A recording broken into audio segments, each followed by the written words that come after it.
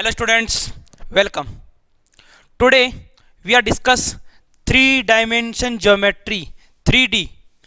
2D आपका complete हो चुका ऑलमोस्ट, जिसमें आपने सेक्शन फॉर्मूला है, डिस्टेंस फॉर्मूला है, एक पॉइंट को कैसे लाइक करते हैं एक्स एक्सिस पे, कैसे प्लेन में लाइक करते हैं, वो सारी चीज़ें डिस्कस की थी। यहाँ 3D में वो सारी की सारी चीज़ें दोबारा से रिपीट होगी, बस फ़र्क ये होगा कि यहाँ पे जो डायमेंशन है वो 3 डायमेंशन है और जो आपने पहले किया था वो था आपका 2 dimension. So first of all क्या मीनिंग है 3 डायमेंशन का, देखिए समझिए। 2 डायमेंशन में कोई भी पार्टिकल का जो पोजीशन देखा जाता था वो 2 एक्सों के कोरस्पॉन्डिंग देखते थे। एक आपका एक्स एक्सिस होता, दूसरा वाई होता। अगर मान लीजिए मेरे पास यहाँ पे कोई एक पॉइंट है, यहाँ पे एक पॉइंट है, तो इस पॉइंट को मैं देखता कि एक्स एक्स से कितना डिस्टेंस पे है, वाई पे कितना डिस्टेंस पे है। एक्स और वाई के डिस्टेंस के अकॉर्डिंग मैं इसका पोजीशन बता देता, एक्स कोमा वाई। 2 कोऑर्डिनेट थे, एक एक्स था, ये वाई था। इसको अपन बोलते थे 2 डायमेंशन। बट इन 3 डायमेंशन यहाँ पे 3 एक्सिस होंगे। इस तरह से तीनों एक्सिस आपस में परपेंडिकुलर होंगे, म्यूचुअली परपेंडिकुलर होंगे। देखिए ध्यान से, ये 3 एक्सिस है, एक एक्स एक्सिस मान लीजिए, दूसरा वाई एक्सिस और थर्ड जो है वो क्या हो गया, जेड एक्सिस। अब मैं किसी पार्टिकल का पोजीशन देखूं, जैसे मान लीजिए मेरे पास यहाँ पे एक पॉइंट P है, तो इस पॉइंट P का तीनों एक्सों के कोरस्पॉन्डिंग मुझे पोजीशन देखना पड़ेगा। इसको हम क्या कहेंगे, 3 डायमेंशन। इसके अंदर अपन क्या क्या करेंगे मैं बता देता हूं आपको। फर्स्ट ऑफ ऑल 3 डायमेंशन के कुछ बेसिक्स, कि 3 डायमेंशन होता क्या है, किस तरह से प्लेन को डिफाइन करते हैं। इसी तरह 3 डायमेंशन में स्ट्रेट लाइन और इसके इक्वेशन क्या होते हैं, 2 लाइंस के बीच का एंगल कैसे फाइंड करते हैं। इसके अलावा plane, different form of plane, angle between plane, distance between plane and sphere. तो ये सब कुछ अपन 3D में करने वाले हैं। तो फर्स्ट ऑफ ऑल शुरू करते हैं बिल्कुल बेसिक से। देखिएगा, suppose we have 3 axis, X axis, Y axis, Z axis. ध्यान से देखिए, जेड आपको इधर दिख रहा है, लेकिन एक्चुअल में ये जेड कहाँ है, इस पूरे प्लेन के परपेंडिकुलर डायरेक्शन में है। ओके, एंड जो एक्स एक्सिस के डायरेक्शन जो अपन बताएंगे, इसको अपन शो करेंगे आई केफ, वाई का जो डायरेक्शन है इसको जे केफ, जेड का डायरेक्शन है वो के केफ। Let we have a point P X Y Z. अब इस point P X Y Z का क्या मीनिंग है, इस point P X Y Z का मीनिंग है कि इस पॉइंट पी का अगर अपन एक्स एक्स से परपेंडिकुलर डालते हैं तो ये ओरिजिन से लेके यहाँ तक का जो डिस्टेंस है इसको अपन क्या बोलते हैं, x। सिमिलरली पॉइंट P से y पे परपेंडिकुलर डालेंगे तो ये जो डिस्टेंस है इसको अपन क्या बोलेंगे, y।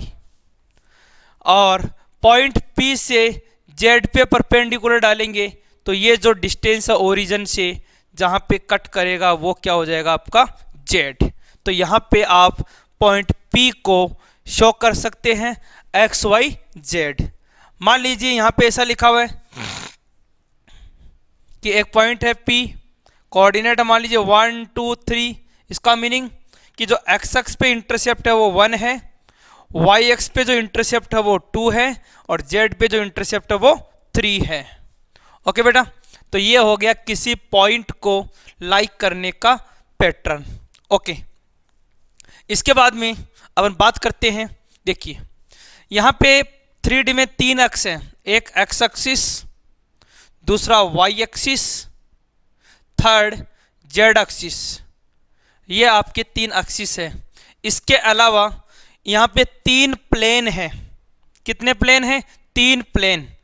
जो एक्स एक्सिस और वाई एक्सिस के बीच का प्लेन है उस प्लेन को अपन बोलेंगे एक्स वाई प्लेन। जो y और z के बीच का प्लेन है इसको अपन बोलेंगे yz प्लेन, और जो z और x के बीच का प्लेन है उसको बोलेंगे zx प्लेन। तो कहने का मतलब एक हो गया आपका xy प्लेन, एक हो गया आपका yz प्लेन, एक हो गया आपका zx प्लेन। Okay, yes. इसके बाद में कोऑर्डिनेट्स की बात करें कि जो एक्स वाई जेड ये तो स्पेस में है, कहीं भी टिका हुआ नहीं है, ये बिल्कुल स्पेस के अंदर है। अगर ये पॉइंट P एक्स एक्स के ऊपर लाई करता, अगर P एक्स एक्स पे लाई करता तो एक्स एक्सिस के ऊपर y कोऑर्डिनेट और z कोऑर्डिनेट क्या होते? 0। एक्स एक्सिस के ऊपर y coordinate and z coordinate क्या होंगे? 0। सिमिलरली अगर अपन y एक्सिस की बात करें तो y एक्सिस के ऊपर x कोऑर्डिनेट 0 होगा और z कोऑर्डिनेट 0 होगा। z एक्सिस की बात करें तो z एक्सिस के ऊपर x coordinate 0, y coordinate 0, x 0 होगा एंड y 0 होगा। Okay, now X Y plane. अभी जो एक्स वाई प्लेन है, जैसे मान लीजिए मैं कहूँ कि ये कोर एक्स एक्सिस है और इधर वाली वाई एक्सिस है, तो मैं जहाँ पे खड़ा हूँ ये हो गया एक्स वाई प्लेन। और एक्स वाई प्लेन के अंदर जेड कोऑर्डिनेट हमेशा क्या होगा? 0 होगा। तो अगर आपको एक्स वाई प्लेन की बात करें तो आप बोलेंगे एक्स वाई प्लेन में जेड कोऑर्डिनेट ऑलवेज 0 होगा, वाई जेड प्लेन में एक्स कोऑर्डिनेट 0 और जेड एक्स प्लेन में वाई कोऑर्डिनेट 0 होगा। ये हो गया किसी पॉइंट का पोजीशन बताना। एक्स एक्सिस पे, वाई पे, जेड पे, X Y plane, Y Z plane और जेड एक्स प्लेन।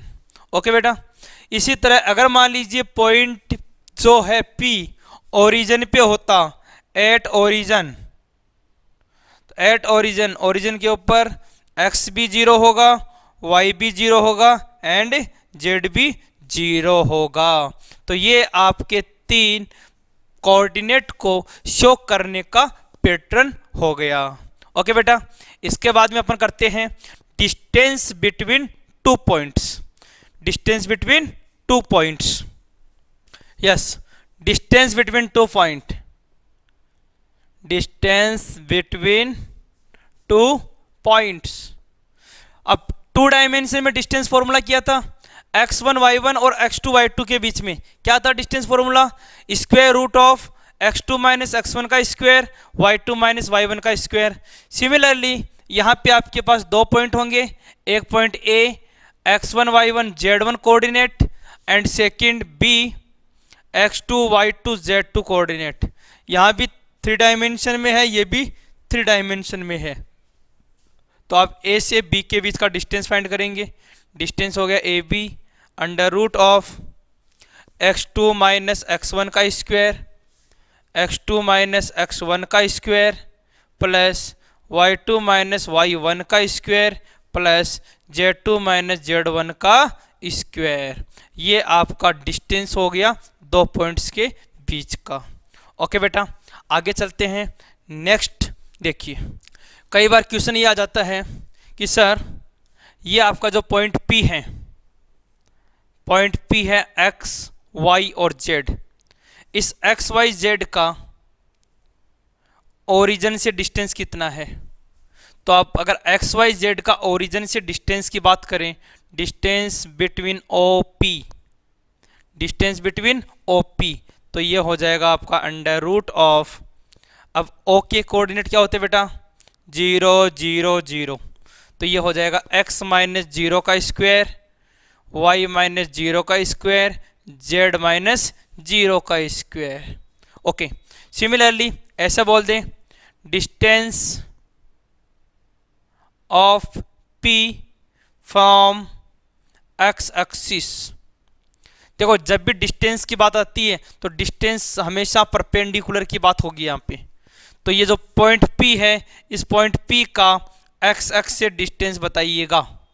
तो आप क्या बोलेंगे कि सर x एक्स के ऊपर मान लेते कोई पॉइंट है A, x एक्स के ऊपर y कोऑर्डिनेट और z कोऑर्डिनेट तो क्या होंगे? हमेशा 0 होंगे। तो ये हो जाएगा x 0 0, कोऑर्डिनेट क्या हो गया x एक्स पे? x 0 0। तो डिस्टेंस हो जाएगा distance of AP equal to under root of x minus x 0, y minus 0, z minus 0।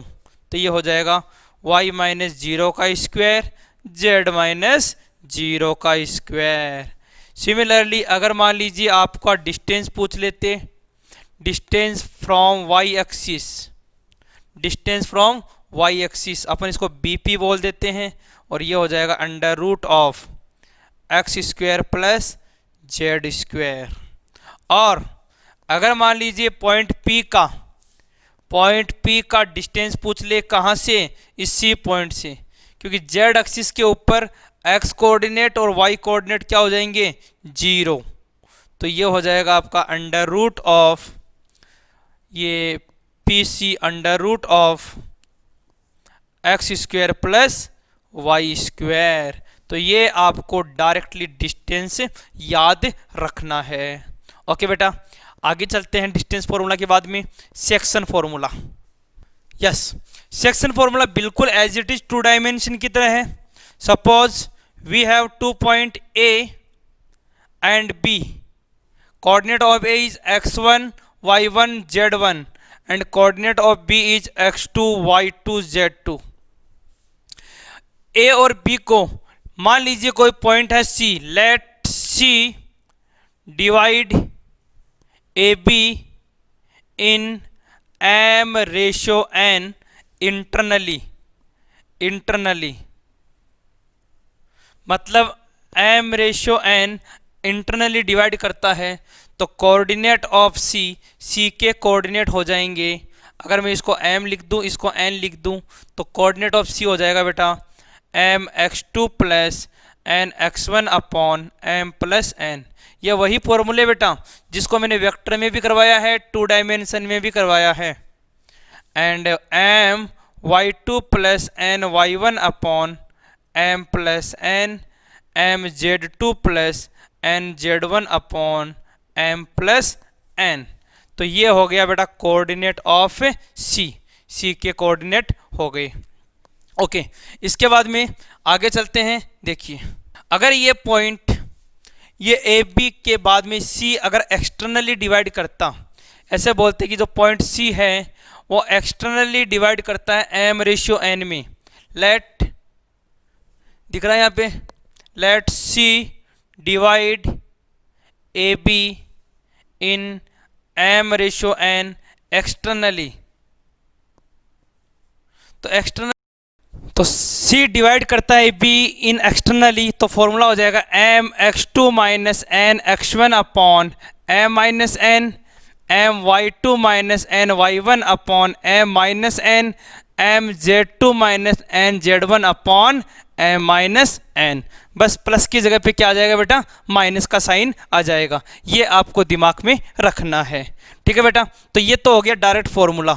Okay, अब इसमें कई बार पूछ लेते हैं मिड पॉइंट कि सर अगर एक कोऑर्डिनेट गिवन है, बी कोऑर्डिनेट गिवन है, let see is mid point, तो मिड पॉइंट के केस में m और n का जो वैल्यू है वो सेम हो जाएगा, मतलब 1 1 हो जाएगा। तो कोऑर्डिनेट ऑफ सी हो जाएगा आपका x1 plus x2 upon 2, y1 plus y2 upon 2, z1 plus z2 upon 2। तो इस तरह से आप मिड पॉइंट के केस में डिवाइड बाई 2 करेंगे।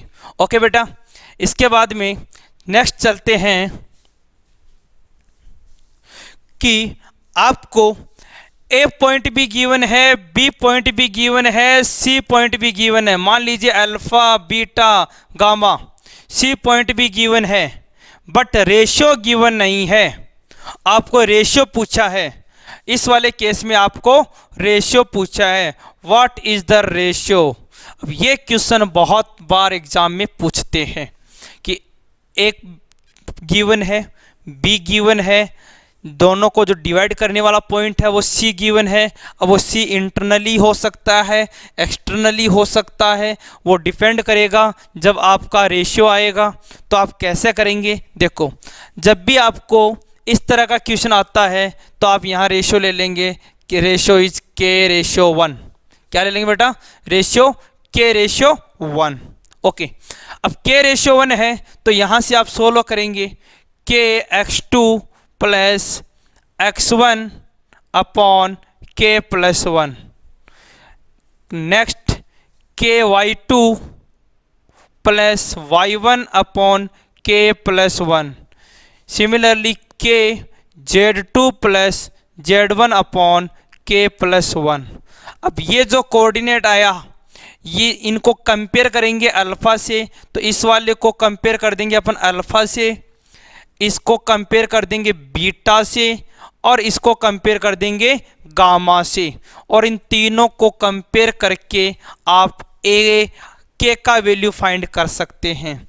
अब ये जो के का वैल्यू आएगा, के का वैल्यू आएगा, जैसे मान लो के का वैल्यू आ गया 2/3, के का वैल्यू आ गया 2/3, तो आपका रेशियो क्या हो गया 2:3। ओके बेटा। अच्छा, एक बात और है कि जो के का वैल्यू है वो या तो प्लस में आएगा या माइनस में आएगा, या तो प्लस में आएगा या माइनस में आएगा। अब ये प्लस माइनस का क्या मीनिंग है? अगर के का वैल्यू प्लस में आता है, के का वैल्यू प्लस में आता है, तो आप बोलेंगे point C divide internally, point C divide internally. और अगर के का वैल्यू नेगेटिव आता है तो आप लिखेंगे the point C divide externally, मतलब बाहर की तरफ कट करेगा, डिवाइड एक्सटर्नली। अब मैं एक दो एग्जांपल लेता हूं और आपके सामने शो करता हूं कि किस तरह से इंटरनली और एक्सटर्नली डिवाइड करते हैं, और कैसे अपन रेशियो फाइंड करते हैं, और क्या क्या इसकी शॉर्ट ट्रिक है जिसके थ्रू अपन फटाफट से क्वेश्चन कर पाते हैं। तो देखिए कुछ क्वेश्चन। यस, मान लीजिए सपोज क्वेश्चन आ गया, let we have a point 2, 3, 4 and the point is 5, 1 and 6। इन दोनों पॉइंट्स ए और बी, इन दोनों पॉइंट को एक पॉइंट थर्ड है, मान लीजिए 4, 0, 0, किस रेशियो में काटेगा? ऐसा क्वेश्चन आ गया, 4, 0, 0 किस रेशियो में काटेगा? तो यहाँ पे आप क्या ले लेंगे? यहाँ पे K/1 ले लेंगे। क्या लेंगे बेटा? K/1। अब ये K/1 है, यहाँ से आप देखेंगे, पहले तो ये देखना पड़ेगा कि 4, 0, 0 इसको कट करेगा कि नहीं करेगा, मोस्ट इंपॉर्टेंट बात है। फिर आप इनसे कंपेयर करेंगे और वैल्यू करेगा 5K, यहाँ से आ जाएगा प्लस का 2, या फिर यहाँ पे 4 आप Y और Z ले लीजिए, 4YZ। तो 4K ये हो गया आपका, सॉरी 5K प्लस का 2 अपॉन K प्लस का 1, और इस रेशियो को किसके इक्वल करेंगे? 4K इक्वल कर देंगे, और 4K इक्वल करके कंपेयर करेंगे तो ये हो गया 5K प्लस का 2 इक्वल टू 4K प्लस का 1। देन K इक्वल टू कितना आ गया? 5K minus 4K, K equal to 1 minus 2 minus 1। कहने का मतलब जो रेशियो है वो है 1:1। क्या है बेटा? 1:1 का रेशियो आ गया। बट ये जो माइनस है, इसका मतलब जो रेशियो है वो कौन सा है? एक्सटर्नली होगा। कौन सा होगा? एक्सटर्नली होगा। इस तरह से आपको याद रखना है कि जो भी पॉइंट गिवन है, या फॉर Y और Z गिवन था, तो Y Z से अपन निकाल नहीं सकते, कुछ भी हो सकता है, सिर्फ इस न्यूमेरिक वैल्यू से आप कंपेयर करके वैल्यू निकाल सकते हैं। और नेगेटिव आया है, इसका मतलब एक्सटर्नली, और K का वैल्यू 1 है, तो रेशियो क्या हो गया? 1:1। ओके, इसके अलावा यहाँ कुछ इंपॉर्टेंट ट्रिक्स हैं। वो ट्रिक्स क्या है वो मैं डिस्कस करता हूँ। देखिए शॉर्ट ट्रिक, देखिए एक शॉर्ट ट्रिक ये है, late we have 2 point A, x1 y1 z1, and B, x2 y2 z2, divide by xy plane,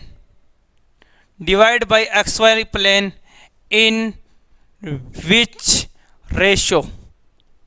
कि A और B इन दोनों पॉइंटों को XY प्लेन किस रेशियो में कट करेगा?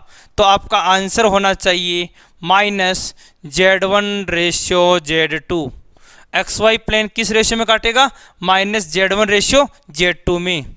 Similarly point A and B divide by XY plane की जगह मान लीजिए YZ प्लेन आ गया। YZ प्लेन किस रेशियो में काटेगा? तो आपका आंसर होना चाहिए वाई जेड है तो x1 upon x2। Similarly xy हो गया, वाई जेड हो गया और जेड प्लेन। अगर जेड प्लेन की बात करता है कि जेड प्लेन किस रेशियो में काटेगा, आपका आंसर आना चाहिए -y1 रेशियो y2। अब आप कहेंगे सर ऐसा क्यों हुआ, कैसे हुआ? देखिए, सपोज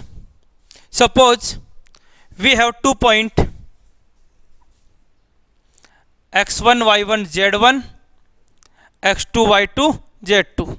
xy प्लेन है, मान लीजिए ये xy प्लेन है। अब xy प्लेन में आप जानते हैं z कोऑर्डिनेट क्या होता है, 0। xy प्लेन में z कोऑर्डिनेट 0 होता है। फॉर्मूला हो गया k/1। फॉर्मूला लगाएंगे z के लिए k into z2 plus z1 upon k plus 1 equal to xy plane में z कोऑर्डिनेट हो गया 0, तो ये क्रॉस मल्टीप्लाई करेंगे completely 0। k z2 equal to -z1 then k equal to -z1 upon z2। तो ये डायरेक्टली दिमाग में रखें, xy प्लेन तो -z1 upon z2, yz plane तो x1 upon x2 negative and zx plane -y1 upon y2। और अगर मान लीजिए कोई प्लेन कट कर रहा है, एक्स वाई वाई जेड और जेड एक्स के अलावा कोई थर्ड प्लेन कट कर रहा है, तो क्या करेंगे? देखो, जैसे मान लीजिए क्वेश्चन है x1 y1 z1 x2 y2 z2, इन दोनों को एक प्लेन कट कर रहा है और प्लेन कौन सा है? ax plus B Y plus C Z plus D equal to 0। ये एक प्लेन है, ये किस रेशियो में कट करेगा आपको रेशियो बताना है। तो आप क्या करेंगे, यहाँ शॉर्ट ट्रिक है माइनस ऑफ, इस शॉर्ट ट्रिक को दिमाग में रखना बेटा, माइनस ऑफ। एक बार तो x1 y1 z1 रखेंगे तो ये हो जाएगा a x1 plus b y1 plus c z1 plus d upon, एक बार ये वाला पॉइंट रखेंगे तो ये हो जाएगा a x2 plus B y2 plus C z2 plus D. तो एक बार ये पॉइंट रखेंगे और एक बार ये पॉइंट रखेंगे और आपका रेशियो निकाल लेंगे। ठीक है बेटा, एक छोटा सा एग्जांपल लेते हैं, देखो। यस, क्वेश्चन है 2 पॉइंट 4 8 10 एंड 6 10 -8, इन दोनों पॉइंट्स को जो YZ प्लेन है, YZ प्लेन किस रेशियो में काटेगा? इन विच रेशियो YZ प्लेन जो है इन दोनों को किस रेशियो में काटेगा? तो आप डायरेक्टली इसका आंसर लिख सकते हैं कि सर YZ प्लेन है तो आंसर होगा -x1 रेशियो x2, तो 4/6 कैंसिल आउट हो गया, तो 2/3 आपका आंसर आ गया। और नेगेटिव है, इसका मतलब जो रेशियो है वो कौन सा होगा?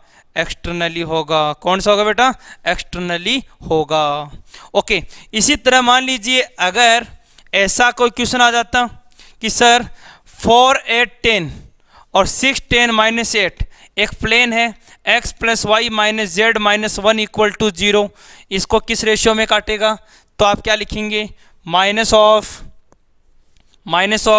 एक बार तो ये पॉइंट रखेंगे तो 4 + 8 - 10 - 1, एक बार ये वाला पॉइंट रखेंगे 6 + 10 - 8 -1, देन फाइनली आंसर हो गया 8 और 4 12 12 - 11 that is 1 and 10 and 6 16 16 - 9 that is 7, तो रेशियो हो गया 1/7 और नेगेटिव आ रहा है, इसका मतलब रेशियो कौन सा होगा? एक्सटर्नली। कौन सा होगा बेटा? एक्सटर्नली होगा। तो ये आपका सेक्शन फॉर्मूला से रेशियो निकालना हमने सीखा। ओके बेटा, इसी में आगे चलते हैं। सेक्शन फॉर्मूला में एक फॉर्मूला आता है सेंट्रोइड ऑफ ट्राइंगल। तो सेंट्रोइड ऑफ ट्राइंगल याद रखेंगे फॉर्मूला। सेंट्रोइड ट्राइंगल बिल्कुल 2D की तरह है, बस इसमें कोऑर्डिनेट एक्स्ट्रा आ गया। x1 y1 z1 हो, x2 y2 z2, x3 y3 z3, तो आपको सेंट्रोइड के कोऑर्डिनेट याद रखने हैं। सेंट्रोइड जी से डिनोट कर रहे हैं बेटा, x1 plus x2 plus x3 divide by 3, comma y1 plus y2 plus y3 divide by 3, comma z1 plus z2 plus z3 divide by 3। ये आपके सेंट्रोइड का फॉर्मूला आ गया। सेंट्रोइड का आपको बता रखा है मेडियन को 2:1 में कट करता है, तो ये आपका सेंट्रोइड हो गया। ओके बेटा, नेक्स्ट जो फाइनल इसका एप्लीकेशन है वो है आपका centroid of tetrahedron. Centroid of tetrahedron, देखिए